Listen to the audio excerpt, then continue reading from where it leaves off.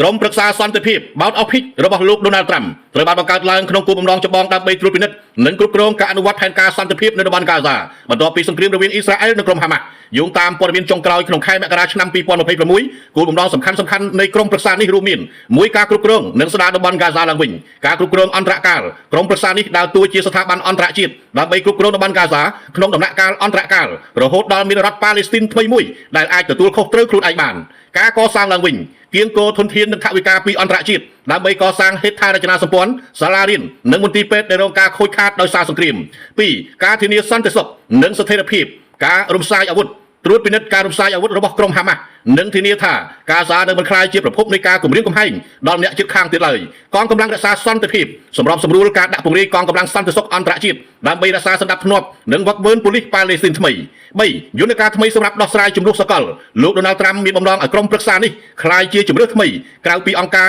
រសហប្រជាជាតិ UN សម្រាប់ការដោះស្រាយវិបត្តិនានាជុំវិញពិភពលោកដោយប្រើប្រាស់វិធីសាស្ត្របែបធុរកិច្ចនិងការទូតផ្ទាល់ខ្លួនប្រទេសដែលចង់មានអាសនៈអចិន្ត្រៃយ៍ក្នុងក្រុមប្រឹក្សានេះត្រូវបានគេរាយការណ៍ថាត្រូវបង់ថវិកាវិភាគទានប្រមាណ$1000លានសហរដ្ឋអាមេរិកដើម្បីជួយដល់ការកសាងតំបន់សង្គ្រាមឡើងវិញយោងតាមស្ថានភាពបច្ចុប្បន្នខែមករាឆ្នាំ2026បន្ទាប់ពីលោកដូណាល់ត្រាំបានចូលកាន់តំណែងជាប្រធានាធិបតីនៃសហរដ្ឋអាមេរិកអាណត្តិទី2ព័ត៌មានជុំវិញសមាជិកភាពនៃក្រុមប្រឹក្សាសន្តិភាព Peak Bout កាន់តែមានភាពច្បាស់លាស់ដូចខាងក្រោម1បណ្ដាប្រទេសដែលបានចូលរួមនឹងបង់ថវិកាវិភាគទានយោងតាមយុទ្ធសាស្ត្រចំណាយដើម្បីសន្តិភាពរបស់លោកត្រាំមានប្រទេសសំខាន់មួយចំនួនយល់ព្រមចូលរួមក្នុងនាមជាសមាជិកអចិន្ត្រៃយ៍ដោយយល់ព្រមបង់វិភាគទានចំនួន$1000លានក្នុងមួយឆ្នាំអាល្លឺម៉ង់ជាប្រទេសអឺរ៉ុបដំបូងគេដែលបានយល់ព្រមចូលរួមដើម្បីរក្សាសម្ព័ន្ធភាពជាមួយសហរដ្ឋអាមេរិកនិងដើរតួសំខាន់ក្នុងការកសាងហ្គាហ្សាឡើងវិញជប៉ុនបានចូលរួមក្នុងគោលបំណងធានាស្ថិរភាពសកលនិងពង្រឹងកិច្ចសហប្រតិបត្តិការសន្តិសុខជាមួយរដ្ឋបាលលោកត្រាំកូរ៉េខាងត្បូងបានយល់ព្រមចូលរួមដើម្បីធានាថាអាមេរិកនៅតែបន្តគាំទ្រសន្តិសុខនៅលើឧបទ្វីបកូរ៉េអារ៉ាប៊ីសាអូឌីតនិងអារ៉ាប់រួមបើទោះបីជាមានលក្ខខណ្ឌនយោបាយខ្លះៗប៉ុន្តែប្រទេសទាំងនេះដើរតួជាអ្នកផ្ដល់មូលនិធិធំជាងគេសម្រាប់គម្រោងកសាងតំបន់មជ្ឈិមបូព៌ាឡើងវិញ2អិសរាជជនសំខាន់ដែលដឹកនាំដោយក្រុមប្រឹក្សានេះលោកដូណាល់ត្រាំបានតែងតាំងមនុស្សចំណិតនិងអ្នកដែលមានបទពិសោធន៍ផ្នែកចរចាពាណិជ្ជកម្មឲ្យដឹកនាំស្ថាប័ននេះ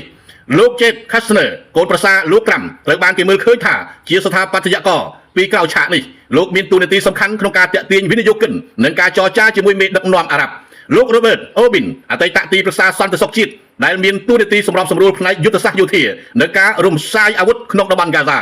លោកម៉ៃភុំផែវអតីតរដ្ឋមន្ត្រីការបរទេសដែលអាចនឹងដើរតួជាប្រធានប្រតិបត្តិនៃក្រុមប្រឹក្សានេះដើម្បីប្រើប្រាស់ឥទ្ធិពលការទូតសម្ពាធជាអតិបរមា3តួនាទីជាក់ស្ដែងរបស់ពួកគេការទូតបែបធុរកិច្ចអិសរាជជនទាំងនេះមិនប្រើវិធីសាស្ត្រការទូតបែបប្រពៃណីឡើយប៉ុន្តែប្រើការដោះដូរដើម្បីបញ្ចប់ចំនួនការត្រួតពិនិត្យថវិកាពួកគេធានាថាលុយដែលប្រទេសសមាជិកបង់មកនឹងត្រូវប្រើប្រាស់ចំគោលដៅសម្រាប់ការសាងសង់និងមិនធ្លាក់ទៅក្នុងដៃក្រុមប្រដាប់អាវុធឡើយចំណុចគួរកត់សម្គាល់ក្រុមប្រឹក្សានេះត្រូវបានគេរិះគន់ខ្លះៗថាជាក្លឹបរបស់អ្នកមានប៉ុន្តែសម្រាប់អ្នកគ្រប់គ្រងលោកត្រាំវាគឺជាយន្តការមានប្រសិទ្ធភាពជាងអង្គការសហប្រជាជាតិក្នុងការបញ្ចប់សង្គ្រាមពិតជាគួរឲ្យចាប់អារម្មណ៍យុទ្ធសាស្ត្របង់ប្រាក់ដើម្បីសន្តិភាពរបស់លោកដូណាល់ត្រាំមិនមែនគ្រាន់តែជាការទាមទារថវិកាប៉ុណ្ណោះទេប៉ុន្តែវាគឺជាការដោះដូរផលប្រយោជន៍បែបធុរកិច្ចនយោបាយដែលផ្ដល់នូវលក្ខខណ្ឌពិសេសឬពុបសិទ្ធដល់ប្រទេសដែលហ៊ានចំណាយខាងក្រោមនេះគឺជាលក្ខខណ្ឌពិសេសដែលប្រទេសសមាជិកអចិន្ត្រៃយ៍នៃក្រុមប្រឹក្សាសន្តិភាពទទួលបាន1សិទ្ធិវេតូនិងការសម្រេចចិត្តលើគម្រោងស្ដារឡើងវិញ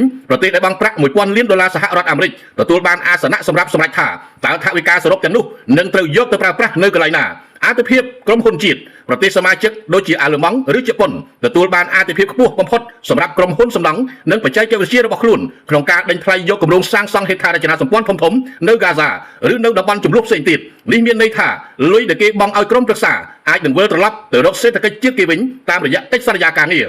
2ការការពារសន្តិសុខនិងយោធាពីអាមេរិកសម្រាប់ប្រទេសដូចជាកូរ៉េខាងត្បូងនិងជប៉ុនការចូលរួមនេះគឺជាការធានារ៉ាប់រងសន្តិសុខការបន្តវត្តមានកងទ័ពជាភ្នូរនៃការគ្រប់គ្រងដល់ក្រុមប្រឹក្សាសន្តិភាពលោកត្រាំធានាថានឹងមិនដកកងទ័ពអាមេរិកចេញពីប្រទេសទាំងនោះឡើយនិងបន្តផ្ដល់ឆ័ត្រការពារនុយក្លេអ៊ែរបច្ចេកវិទ្យាយោធាប្រទេសជាសមាជិកអាចទទួលបានសិទ្ធិទិញអាវុធទំនើបរបស់អាមេរិកក្នុងលក្ខខណ្ឌងាយស្រួលជាងមុន3ភាពអនុគ្រោះផ្នែកពាណិជ្ជកម្មនិងពន្ធដារលោកត្រាំបានប្រើប្រាស់ក្រុមប្រឹក្សានេះជាឧបករណ៍ដើម្បីចរចាពាណិជ្ជកម្មការលើកលែងពន្ធប្រទេសដែលជាមិត្តល្អក្នុងក្រុមប្រឹក្សាសន្តិភាពអាចនឹងទទួលបានការលើកលែងឬកាត់បន្ថយពន្ធលើទំនិញនាំចូលទៅកាន់ទីផ្សារអាមេរិកបើធៀបនឹងប្រទេសដែលមិនព្រមចូលរួមការសម្របសម្រួលខ្សែសង្វាក់ផ្គត់ផ្គង់សមាជិកទទួលបានការការពារក្នុងប្លុកសេដ្ឋកិច្ចដែលដឹកនាំដោយអាមេរិកដើម្បីកាត់បន្ថយការពឹងផ្អែកលើប្រទេសចិន4ឥទ្ធិពលភូមិសាស្ត្រនយោបាយ សម្លេងនៅក្នុងតំបន់ដូចជាករណីអារ៉ាប៊ីសាអូឌីតការចូលរួមនេះផ្ដល់សិទ្ធិឲ្យពួកគេមានសម្លេងខ្លាំងជាងមុនក្នុងការកំណត់វាសនារបស់ប៉ាឡេស្ទីននិងការទប់ស្កាត់ទប់ទល់នឹងឥទ្ធិពលអ៊ីរ៉ង់ដោយមានខ្នងបង្អែកជាផ្លូវការពីក្រុមប្រឹក្សាដែលគ្រប់គ្រងដោយអាមេរិកសង្ខេបលោកត្រាំកំពុងផ្លាស់ប្ដូរទម្រង់នៃការទូតពិភពលោកពីការស្ម័គ្រចិត្តមកជាការជាវសេវាកម្មប្រទេសដែលបង់ប្រាក់មិនមែនគ្រាន់តែជួយសន្តិភាពឡើយប៉ុន្តែពួកគេកំពុងទិញឥទ្ធិពលនិងសន្តិសុខសម្រាប់ជាតិខ្លួនឯង